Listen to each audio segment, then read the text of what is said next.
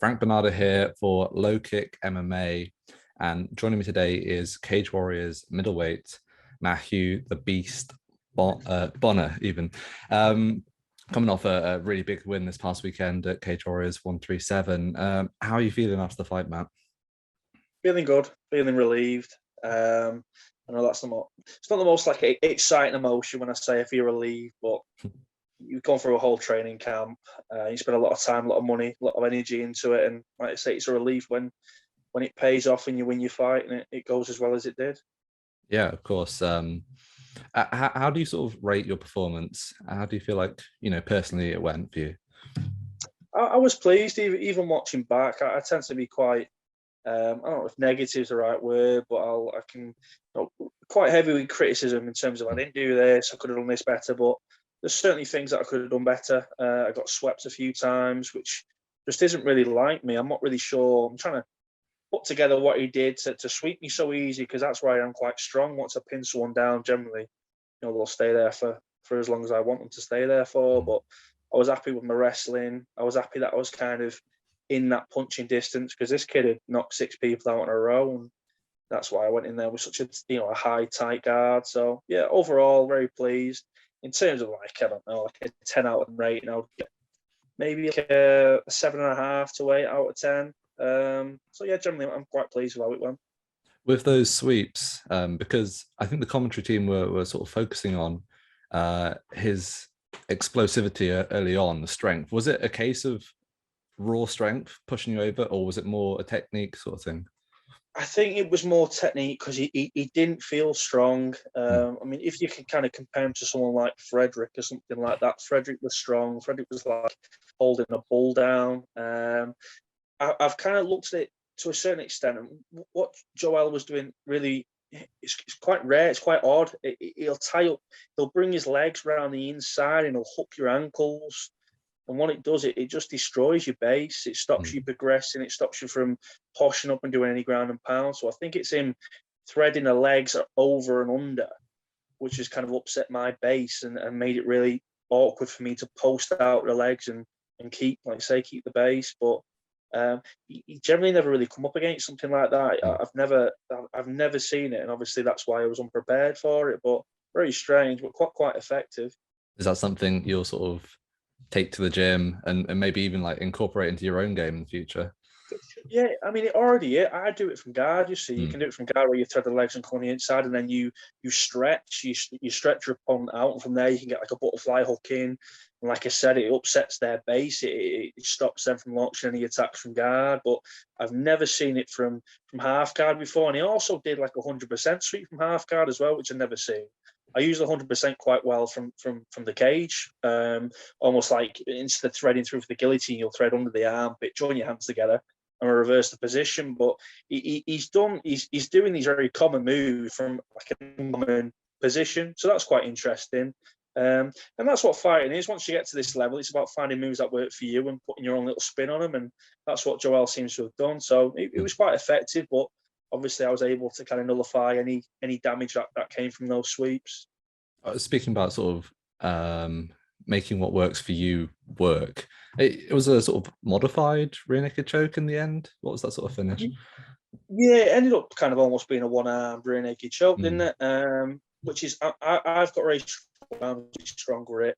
That's what I've always had from lifting, and maybe I've got big hands, so genetically I think I'm quite inclined to have strong forearms and strong shoulders and whatnot. But what he was doing, the choking arm came through really deep. But I couldn't, once you grab the bicep, you want to be threading the other hand behind the back of the head, and he was defending that really well. So it was a case of me just trying to do as much as I could possibly do with this one arm, and thankfully that was enough. I've had quite a few rear naked choke finishes, so it's nice to see that paying off. And the rear naked choke is the highest percentage sub by far. The UFC Performance Institute released some percentages, and I think subs from guard, like arm bars and triangles from guard, was like 3%, whereas a rear naked choke was something like 45% of subs was from the back, was from a rear naked choke. So that's something we put a lot of time in our next gen with, and like I say, it's nice to see that paying off as well.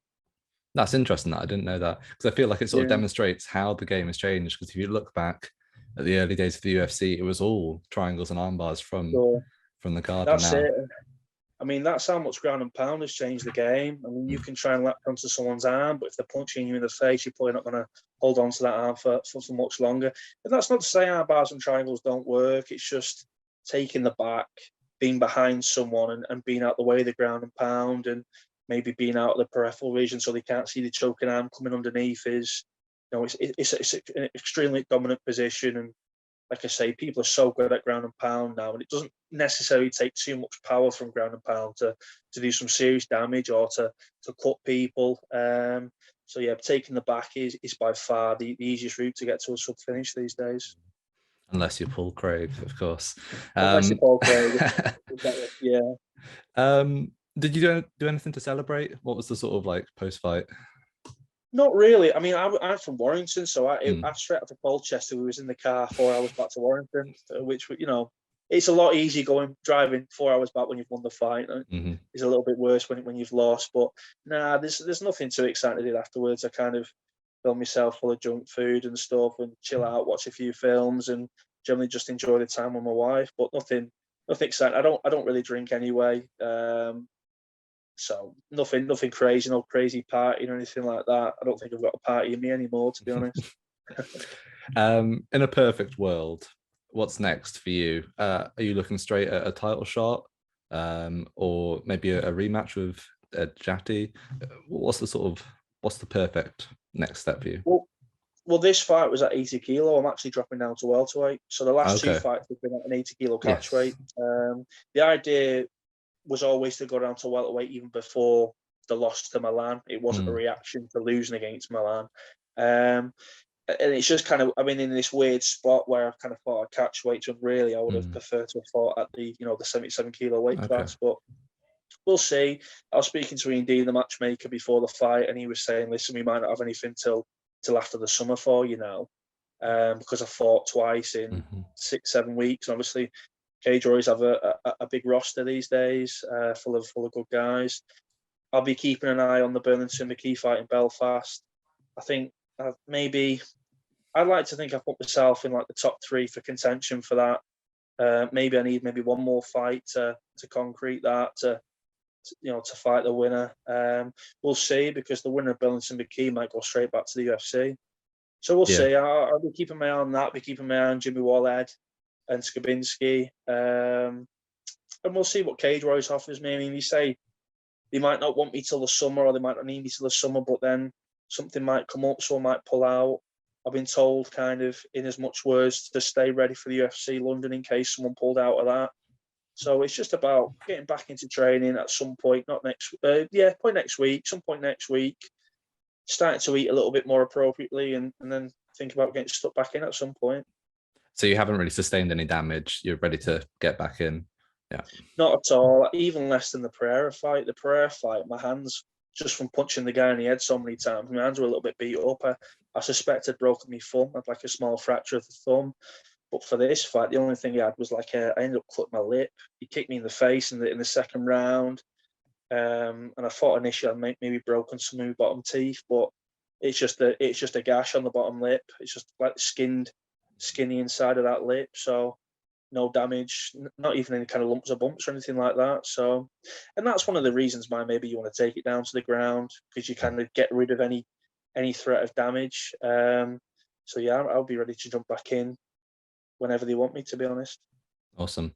So I suppose you sort of alluded to it before, but you still have aspirations fighting outside Cage Warriors. Is UFC the goal for you long term? Yeah, I think so, and I don't think that's kind of too much of a fairy tale these days. I think if you'd asked me that maybe a year, 2 years ago, most people wouldn't have even been bothered to ask me that question. It would have been, I was maybe 6-6 at the time, 6 wins, 6 losses, and I was kind of that veteran of the game. But now I've managed to put a good little winning run together. I won the Cage Warriors World title. I've dropped down. I've had two good wins, and I'm finishing a lot of these fights now, which the UFC are always interested in. They want to see finishes. They want to see knockouts or TKOs or subs.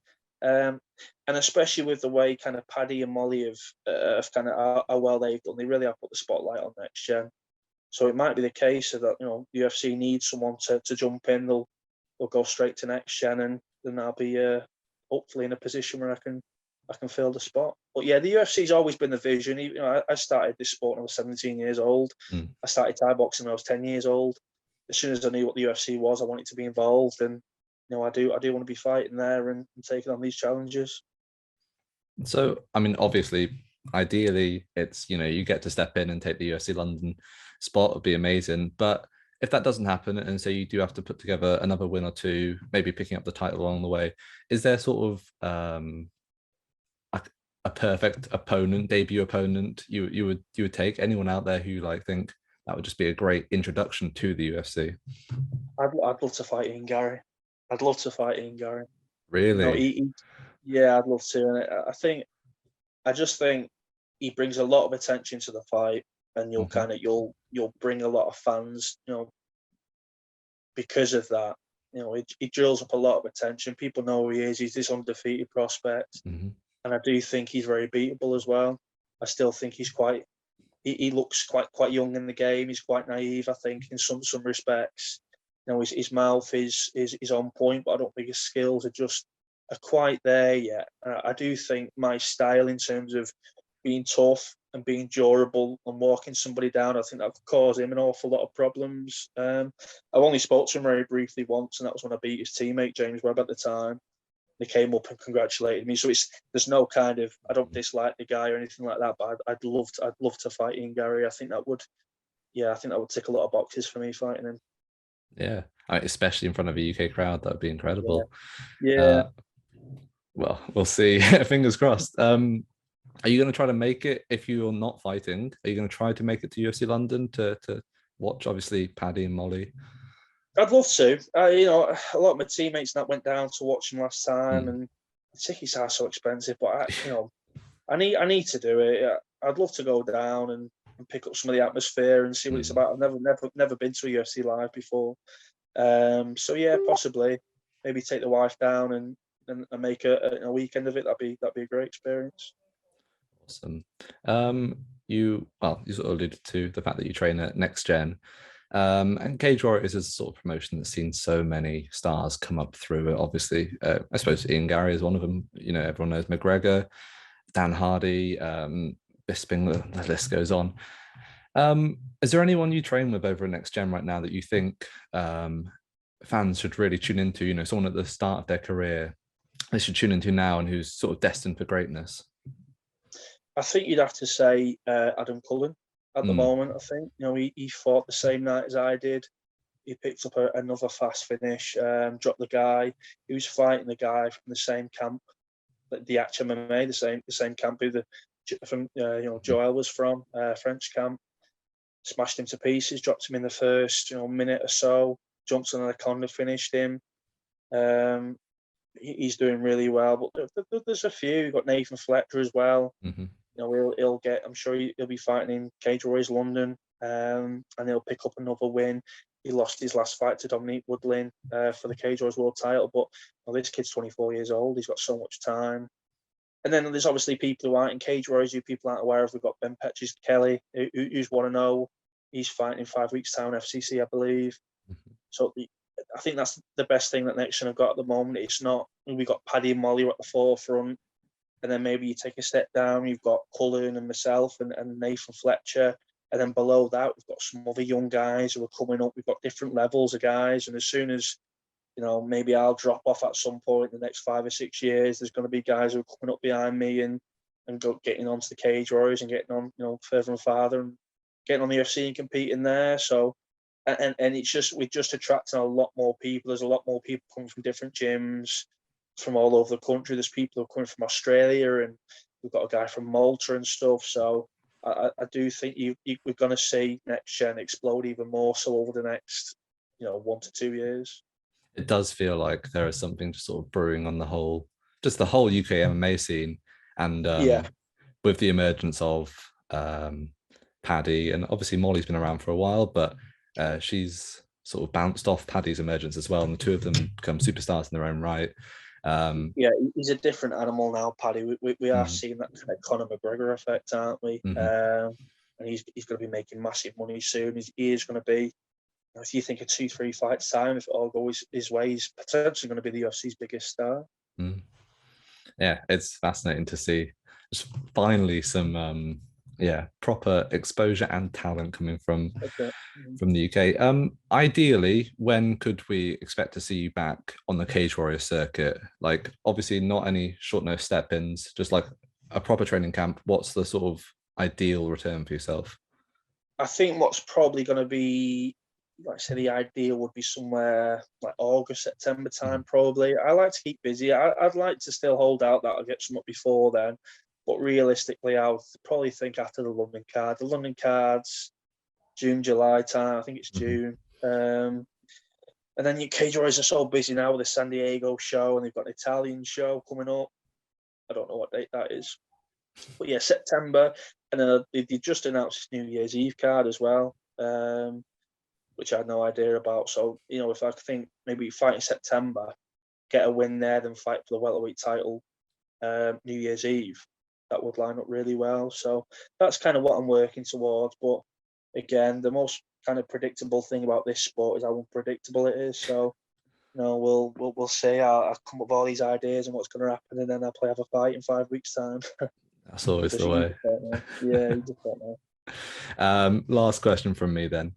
In that welterweight scrap, McKee and Burlington, who do you reckon comes out on top? I think Burlington comes out on top, and I think he'll probably do it in 3 rounds as well. I'm always quite surprised when people say McKee. I think Burlington's probably better than McKee everywhere. I think he's tougher. I think his ground game is a completely different level to McKee's. And this isn't me. I don't think McKee's bad. I mean, me and McKee have had a little bit, not even like a squabble, but a little bit of. He's been a bit of a snob, McKee. You know, I've said before I'd like to have fought McKee, and he's kind of poo-pooed the idea, and you know, like McKee's up here and Bonner's down here, kind of thing. And you know, that doesn't really factor into my opinion. I just think Burlington is tougher, more skilled everywhere, has more knockout power certainly. And I do think he'll run McKee ragged for 3 rounds. I really do. Interesting. It should be a good one, and hopefully one of those will be a future opponent of yours. Yeah. Thank you so much for your time, Matt, today. I really appreciate it. If there's any sort of shout out, sponsors, and that people know where to find you on social media, go for it. So if people want to find me on social media, there's obviously Matthew Bonner on Facebook. There's Matt the Beast Bonner on Instagram. Thanks to all my sponsors who helped me out for this camp. You can find them on my social media as well. And thanks very much for inviting me on the show today. My pleasure. Yeah, thank you, Matt, and best of luck. Pleasure.